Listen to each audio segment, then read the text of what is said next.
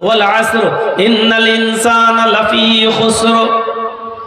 ज़माने की कसम, रूए ज़मीन पर जितनी भी इंसानियत है सब नुकसान के अंदर है। आज मैं समझ गया कि अल्लाह रब्बुल आलमीन ने सारी इंसानियत को नुकसान में क्यों बताया। जैसे जैसे बर्फ पिघलता जाता है, घुलता जाता है, वैसे वैसे उसकी कीमत भी कम होती चली जाती है। बर्फ घुलता जा रहा है, उसकी कीमत कम होती जा रही है।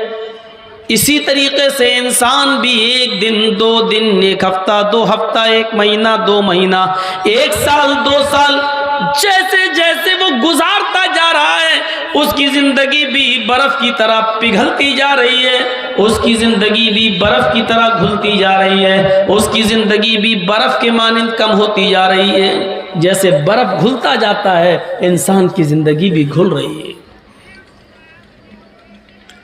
1 महीने पहले जिन लोगों ने मुझे सुना, आज जो मुझे सुन रहे हैं, आपका सुनना और मेरा यहाँ आना इस बात का मैसेज दे रहा है कि जर्जीस, तुम अपनी जिंदगी का 1 महीना कम कर चुके हो और आप भी अपनी जिंदगी का 1 महीना कम कर चुके हैं। 10 साल पहले मेरा जिन लोगों ने प्रोग्राम सुना और आज भी सुन रहे हैं, हमारी और उनकी जिंदगी ये मैसेज दे रही है कि जर्जीस, तुम भी अपनी 10 साल की जिंदगी कम कर चुके हो। जो सुन रहे हैं वो भी अपनी 10 साल की जिंदगी कम कर चुके हैं। और इंसान जैसे जैसे 1, 2 दिन, 1 महीना, 2 महीना, 1 साल, 2 साल गुजार रहा है ना, वो हकीकत में जिंदगी नहीं गुजार रहा है, उतना ही वो अपने कब्र के करीब हो जाता है।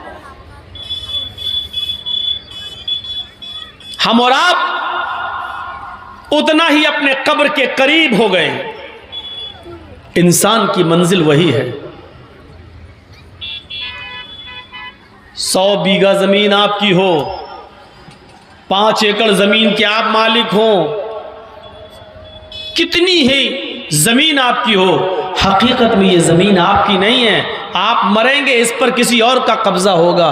हमारी और आपकी ओरिजिनल जमीन वही 2 गज है, जो मरने के बाद भी अपना दावा वापस नहीं। और वही 2 गज जमीन में हमें और आपको दफन होना है। इसलिए आदमी ये याद रखे कि वो 5 एकड़ जमीन का मालिक नहीं है, 100 बीघा जमीन का मालिक नहीं है। हम हकीकत में उसी 2 गज जमीन के मालिक हैं जिसमें हमें रहना है, जिसमें हमें जाना है, और हम उसी के करीब हो गए। और 2 ही ठिकाने हैं, जन्नत या जहन्नम, बीच का कोई ठिकाना नहीं है। हजरत उमर फारूक रज़ी अल्लाह ताला अन्हु ये कहा करते थे कि हमारी नेकियां और हमारे गुनाह दोनों बराबर बराबर कर दिए जाएं, न मुझे जन्नत मिले न मुझे जहन्नम मिले, तब भी मैं ये समझूंगा कि मैं खुश नसीब हूँ। मुझे बीच में डाल दिया जाए, न जन्नत मिले न जहन्नम मिले, अगर बीच में रख दिया जाए तब भी मैं ये समझूंगा कि मैं खुश नसीब हूँ। लेकिन ऐसा होना नहीं है। 2 ही ठिकाने, जन्नत या जहन्नम। हम और आप 1 साल 2 साल जो गुजार कर आगे बढ़ जाते हैं, हकीकत में अपनी जन्नत के या अपनी जहन्नम के उतने करीब हो जाते हैं। हकीकत यही है कि हम या तो अपनी जन्नत के करीब हो रहे हैं या अपनी जहन्नम के। और अल्लाह न करे अगर हम अपनी बदअमालियों की वजह से 1 साल 2 साल 10 साल 20 साल अगर अपनी जहन्नम के करीब हो गए हैं, तो इससे बड़ा नुकसान हमारा और आपका क्या होगा? क्या इससे भी बड़ा कोई नुकसान हो सकता है? इसीलिए अल्लामा राजी ने कहा है कि मैं समझ गया अल्लाह ने जमाने की कसम क्यों खाई, क्योंकि जिस तरह बर्फ घुल रहा है उसी तरीके से 1 साल 2 साल जमाना भी बर्फ की तरह पिघल रहा है। हम अपनी जिंदगी कम करते चले जा रहे हैं, हम अपनी जिंदगी कम करते जा रहे हैं। बर्फ की मानिंद हमारी जिंदगी पिघलती जा रही है, बर्फ की मानिंद हमारी जिंदगी पिघल रही है। हम अपनी कब्र के करीब हो रहे हैं। सिकंदर बादशाह 6 महीने हुकूमत किया करता था और 6 महीने वो जंगल में अपनी जिंदगी बसर किया करता था। जंगल में चश्मदीद लोगों ने रात में सिकंदर बादशाह को देखा। एक दो लोगों ने सिकंदर बादशाह को जंगल के अंदर टूटी और फूटी हुई कब्र के पास, कब्र की बोसीदा हड्डियों के पास बैठा हुआ देखा। और ये बड़बड़ाते हुए लोगों ने सुना कि सिकंदर बादशाह उस कब्र की बोसीदा हड्डियों के पास बैठकर ये कहता जा रहा है, आए हड्डियों कल तुम मेरे जैसी थी, आए हड्डियों कल तुम मेरी तरह थी और कल मैं तुम्हारे जैसा हो जाऊंगा। आए हड्डियों कल तुम मेरे जैसी थी और कल मैं तुम्हारे जैसा हो जाऊंगा। आए हड्डियों कल तुम मेरी तरह थी और कल मैं तुम्हारे जैसा हो जाऊंगा। वो ये बोल बोल कर अपनी मौत को याद कर रहा है। वो कब्र की बोसीदा हड्डियों को, सड़ी हुई हड्डियों को देखता है और कहता जाता है, आए हड्डियों कल तुम मेरी तरह थी और कल मैं तुम्हारे जैसा हो जाऊंगा। इसीलिए जनाबी मोहम्मद रसूलुल्लाह सल्लल्लाहु अलैहि वसल्लम ने फरमाया, फज़ूरुल क़ुबूर फ़इन्नकुम तुज़क्किरुकुमुल मौत। लोगों तुम कब्रों की ज़ियारत किया करो, तुम कब्रों पे जाया करो, इसलिए कि कब्रों की ज़ियारत करने से तुम्हें वहां जाकर अपनी मौत याद आएगी, तुम्हें अपना ठिकाना याद आएगा, तुम्हें अपना मस्कन याद आएगा, तुम्हें इस जगह आना है। ये कब्रें तुम्हें याद दिलाएंगी कि तुम्हारा ठिकाना ये है। सिकंदर बादशाह के इस वजीफे से सीखो, इस विर्द से सीखो कि वो किस तरीके से अपनी मौत को याद किया करता था। हम और आप धीरे धीरे कब्र के करीब जा रहे हैं। अबू हुरैरा उस हदीस के रावी हैं। तिरमिज़ी शरीफ अब्वाबुज़ ज़ुहद के अल्फाज हैं। फरमाया अबू हुरैरा रज़ियल्लाहु ताला अन्हु ने कि अल्लाह के नबी सल्लल्लाहु अलैहि वसल्लम ने फरमाया, बादिरू बिल अमाली सबअन हल तंतज़िरून इल्ला फ़क़रन मुनसिया औ गिनन मुदगिया औ मरज़न मुफ़सिदा औ हरमन मुफ़निदा औ मौतन मुजहिज़ा अब दज्जाल फशर्रु गाइब युंतज़र अब अस्साअ फस्साअतु अदहा व अमर्रु। तिरमिज़ी अब्वाबुज़ ज़ुहद के अल्फाज हैं। अल्लाह के नबी फरमाते, लोगों 7 चीज़ों के आने से पहले नेक अमाल कर लो। इन 7 चीज़ों का तुम इंतज़ार न करो, इन 7 चीज़ों का इंतज़ार न करो।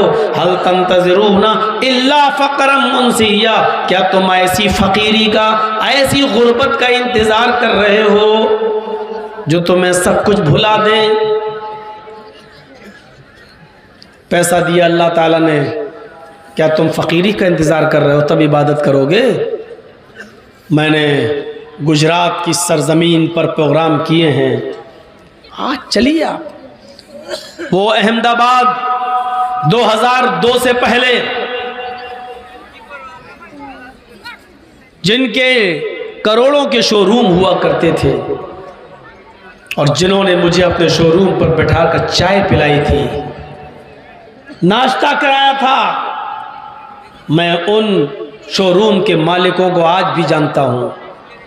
लेकिन 2002 के दंगे के बाद यकतरफा उस चपेट में दंगाइयों के और जो लोग आए और मोहल्ले के मोहल्ले खाली कर दिए गए, दुकानें जला दी गईं, औरतें बेवा कर दी गईं, बच्चे यतीम कर दिए गए, उनके शोरूमों में आग लगा दी गई, मकान जला दिए गए। कुछ महीने कैंप में रहे, खेमे डाल कर रहे, और आज उनका हाल यह है। फिर कुछ साल दूसरों के रोटियों के टुकड़ों पर पले, और आज उनमें बहुत से ऐसे हैं कि या तो प्याज और आलू के ठेले लगा रहे हैं या रिक्शा चलाकर अपना गुजर बसर कर रहे हैं। जो कल तक करोड़ों के मालिक थे, आज वो सब्जियां बेच रहे हैं और रिक्शा चला रहे हैं। अल्लाह ताला ने तुम्हें दौलत दी है, अल्लाह ताला ने तुम्हें नवाजा है, तो क्या तुम ऐसी गरीबी का इंतज़ार कर रहे हो? जब ये भुखमरी तुम्हारे पास, ये गरीबी तुम्हारे पास आ जाएगी जो तुम्हें सब कुछ भुला देगी, तब इबादत करोगे अल्लाह की। दूसरी चीज़, औ गिनन मुदगिया, गरीब हो, अभी टाइम है तुम्हारे पास, अभी वक्त है तुम्हारे पास, क्या तुम ऐसी अमीरी का इंतजार कर रहे हो जो तुम्हें सरकश बना दे? मैंने उन गरीबों को भी देखा है जिनके पास कुछ नहीं था, सुबह खा लो तो शाम को नहीं, और शाम को खा लो तो सुबह नहीं, और अचानक अल्लाह ताला ने छप्पर फाड़ के उनको दौलत दी।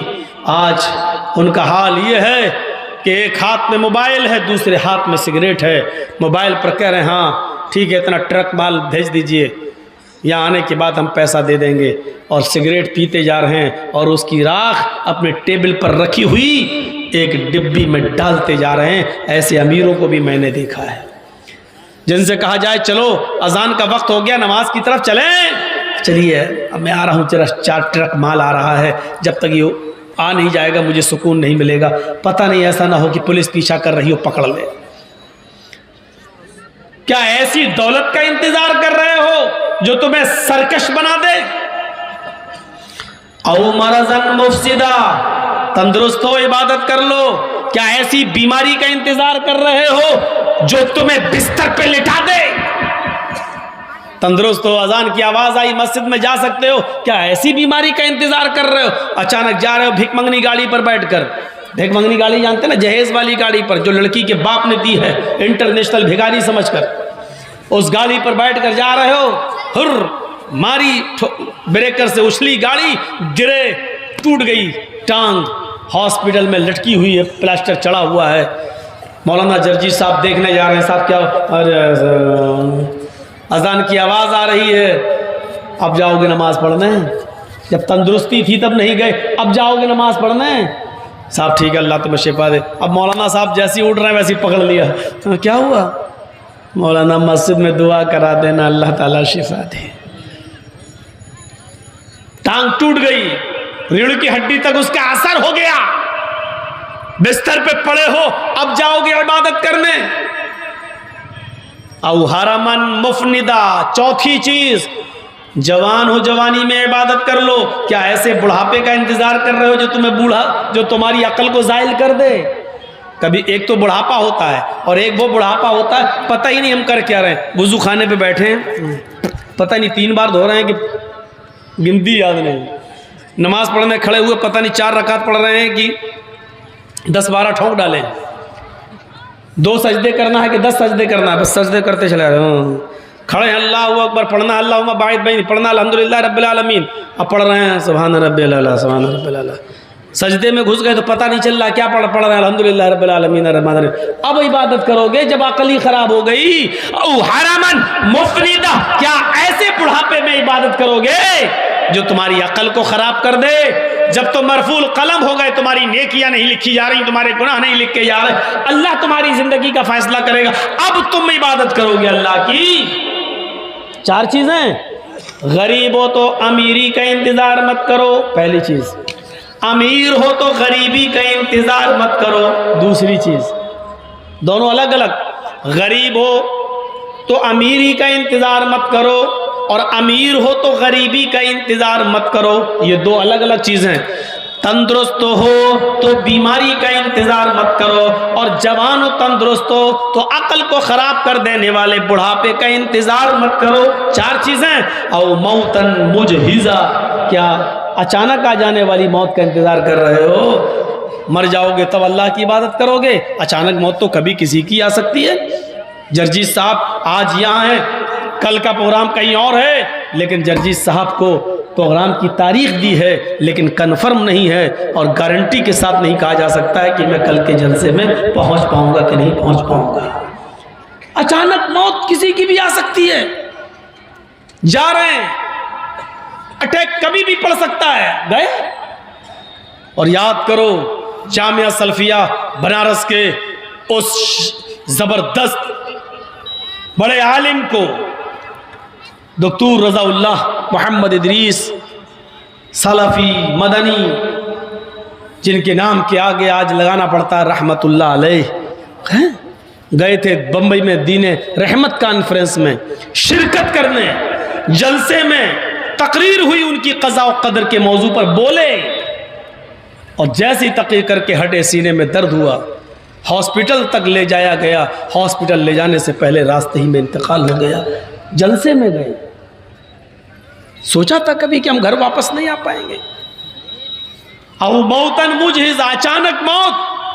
अल्लाह उनकी कब्र को नूर से भर दे, गरीक़ रहमत फरमाए, उनकी रूह को आला इल्लीन के अंदर जगह अता फरमाए।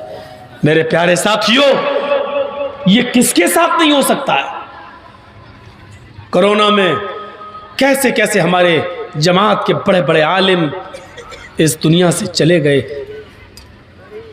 40-40, 45-45 साल की उम्र और चले गए। तसव्वुर नहीं कर सकते आप। अभी एक और बीमारी नई निकली है, ये वैक्सीन वालों को भी नहीं छोड़ रही है। और देखते रहिएगा, आलिमुल गैब तो नहीं हूं, लेकिन अब तक के हालात बतला रहे हैं। यूपी का जब चुनाव होगा, अगर 3 या 4 चरणों में चुनाव हुआ, 5 चरणों में हुआ, तो 4 चरण तक तो ठीक चलेगा, लेकिन 5वीं चरण का या 6ठी चरण का जब चुनाव होगा, तो उसमें ये लहर बहुत तेजी के साथ आएगी। और ये आएगी नहीं, लाई जाएगी। और लाने वाले 2 ही आदमी हैं, नाम नहीं लूंगा। आप समझ गए हैं, समझदार हैं। मेरे भाइयों, देखिएगा ये लहर कब आएगी, किस वक्त आएगी, कैसे आएगी, किस टाइम पे आएगी। ये सब सेटिंग पहले से है, क्योंकि यूपी को दोबारा हासिल करना है। क्योंकि बंगाल से तो तमाचा पड़ा है, ठोकर लगी है, सर अभी जमीन पे गड़ा हुआ है, सर उठा नहीं पा रहे हैं। इसलिए यूपी को किसी तरीके से जीतना है, किसी भी तरीके से। अगर यूपी चला गया इनके हाथ से, तो दिल्ली जाना तय। इसलिए यूपी किसी तरीके से ये जाने नहीं देंगे। इसके लिए कोरोना से भी ज्यादा खतरनाक बीमारी आएगी।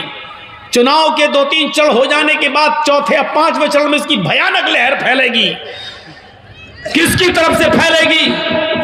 और ये कुछ कुत्ते जो हड्डियां डाल देने के बाद इनकी चोंचें चलेंगी, मीडिया वाले। और वो कुत्ते कौन है मैं नाम भी नहीं लूंगा। और वो कुत्ते खुद समझ जाएंगे कि कुत्ते किसको कहा गया है। वो अच्छी तरीके से जानते हैं। जिनको आप गोदी मीडिया कहो या जिसको भक्त मीडिया कहो, जो कहना चाहो कहो, हमारी नजर में हड्डियों को खाने वाली, सड़ी हुई हड्डियों पे गिरने वाली ये मीडिया, देखिएगा इस लहर को कैसे सुनियोजित तरीके से और ढंग से फैलाएगी। और उसी में सब गड़बड़, और सब उसी में होगा गड़बड़। तो मौतन मुजिज़, अचानक मौत कभी भी आ सकती है। उस मौत के आने से पहले ने इबादत कर लो। 5 चीजें। अब दज्जाल फशर्रु गाइब युंतज़र, दज्जाल के आने से पहले, खुरूज दज्जाल से पहले नेक अमाल कर लो। जब दज्जाल निकल जाएगा, आ जाएगा, तब तुम नेक अमल करोगे। जब तुम्हारी नेकियों के दरवाजे बंद कर दिए जाएंगे, तब नेक अमाल करोगे। गायब फितनों में, गायब चीजों में सबसे बड़ा फितना इसी खुरूज दज्जाल का है। दज्जाल से बड़ा कोई फितना नहीं है गायब चीजों में।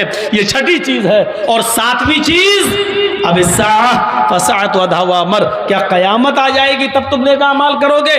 कयामत के आने से पहले नेक अमाल कर लो। कयामत के आने से पहले मेरे भाइयों, कयामत के आने से पहले नेक अमाल। वो कयामत जिसका चर्चा हर जगह है, वो कयामत जिसको बाइबिल में डे ऑफ जजमेंट के नाम से जाना गया है, वो कयामत जिसको हम हिंदू धर्म के शास्त्र और वेदों के मुताबिक परलय और महापरलय के नाम से जानते हैं, जिसके बारे में ये कहा गया है कि न पुत्र पिता को देखेगा, न पिता पुत्र को देखेगा। ये ऋग्वेद के अंदर, ऋग्वेद भूमिका में लिखा हुआ है। न पुत्र पिता को देखेगा, न पिता पुत्र को देखेगा। बस इतना। इसी को हमारे कुरान ने यूं कह दिया, यौम यफिर्रुल मरउ मिन अखीही व उम्मिही व अबीही व साहिबतिही व बनीही। उस दिन एक इंसान भागेगा, यौम यफिर्रुल मरउ मिन अखीही, अपने भाई से भागेगा, व उम्मिही व अबीही, एक इंसान अपनी माँ से भागेगा, अपने बाप से भागेगा, वह साहिबती ही वह बनी ही, अपनी बीवी से भागेगा और अपने बेटों से भागेगा। एक आदमी है, भाई को देखकर भागेगा कि ये मुझसे एक नेकी न मांग बैठे। बेटा अपनी माँ को देखेगा, भागेगा कि मेरी माँ मुझसे कहीं एक नेकी का सवाल न कर ले। अपने बाप को देखेगा तो भागेगा कि ये मेरा बाप मुझसे सवाल न कर ले। अपनी बीवी को देखेगा, जिस बीवी के बिना दुनिया में एक पल नहीं रह पाता था, उस बीवी को देखेगा तो छिप जाएगा, मुझसे मेरी बीवी कहीं एक नेकी न मांग बैठे।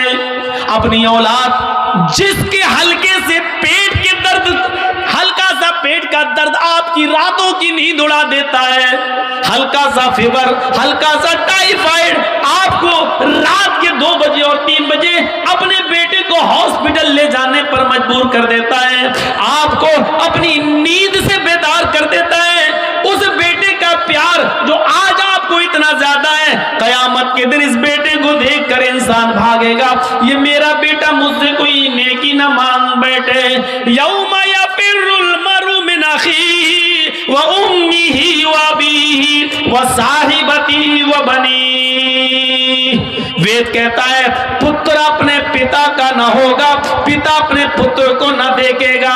मेरे भाइयों, ये एक ही चीज है, कुरान ने थोड़ा तफसील से बयान कर दिया है।